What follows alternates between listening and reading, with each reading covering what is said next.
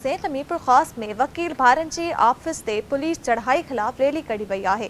वकील भारन Francis looks और Jamshed looks के ऑफिस से चढ़ाई खिलाफ वकीलन जो इजलास थो। वाके बुधायूं पिया वकीलन तरफा ॿ अदालती कार्रवाई के बाइकाट जो ऐलान कंदे SHO के हटाइण जो मुतालबो कयो वियो आहे। इन अहम खबर बाबत तव्हांखे आगाह कयूं पिया। नाज़रीन, मीरपुर ख़ास में वकील भारन जी ऑफिस से पुलिस चढ़ाई खिलाफ रैली कढ़ी वही है।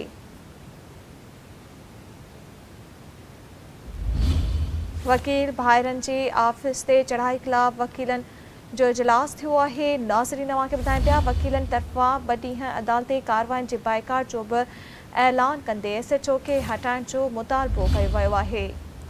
इन अहम खबर बाबत तव्हांखे आगाह कयूं पिया।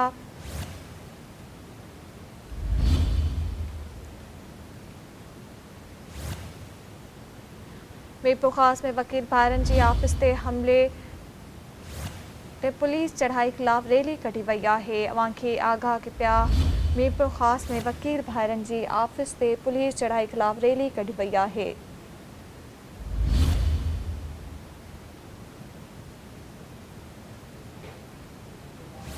तफ़सील मालूम कंदासीं सिंध TV न्यूज़ के रिपोर्टर नसीर पावर खां। जी नसीर पावर, कहिड़ा तफ़सील आहिनि?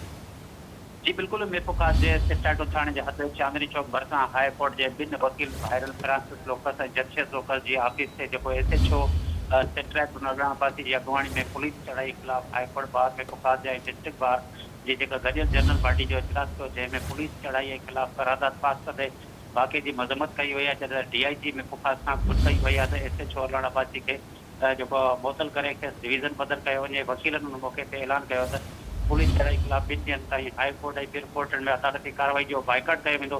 कंहिं भी पुलिस ऑफिसर या एहलकार के अदालत अहाते में दाख़िल थियण न ॾिनो वेंदो। इजलास में वकील हाई कोर्ट बार के सदर शौकत राम, जनरल सेक्रेटरी कांजीफल मेघवाणी, डिस्ट्रिक्ट बार के सदर कलंदर बख्श लगारी, जनरल सेक्रेटरी अब्दुल हुसैन नोंदाणी और अब्दुल गफ्फार नाले जो ॿियनि वकील अगवान बार ऑफिस का कोर्ट के गेट ताईं जो रैली कढ़ी उन मौके पर ॻाल्हाईंदे एडवोकेट शौकत रामो चयो तो वकील भाइर जी ऑफिस से पुलिस गैर कानूनी चढ़ाई कई आहे। इहा समूरो मैनेज थिए हुई। इन वधीक चयो त ॼाणायल वकील भाइरनि SHO अलाहाबादी के खिलाफ अॻु बि केस विढ़िया हुआ। खान इंतकाम वठण लाइ पुलिस 3 बोतलूं ऐं 3 मैनपुड़ी ॾेखारे तजवीज़ कई आहे। चयो त आइस ऐं ॿिया नशा जिते किथे हली रहिया आहिनि, पुलिस उन्हनि खिलाफ कार्रवाई न कई। बाक़ी इंतज़ामी कार्रवाई करे वकीलनि जी ऑफिस से चढ़ाई कई वई। हिन चेताव ॾिनो जेकॾहिं SHO खे मुअतल न कयो वियो त सूमर ॾींहुं ॿीहर इजलास घुराए अॻे जो लाइबल जोड़ियो वेंदो। जॾहिं त वकील अगवान जो शौकत राम यो चयो आहे त हिन वक़्तु पुलिस बेगुनाह वकील के तस्दीली निशानो बनायो आहे ऐं उनजी किरदार कशी आहे उन ते असीं फौरी तौर ते जे खिलाफ एक्शन खणंदासीं।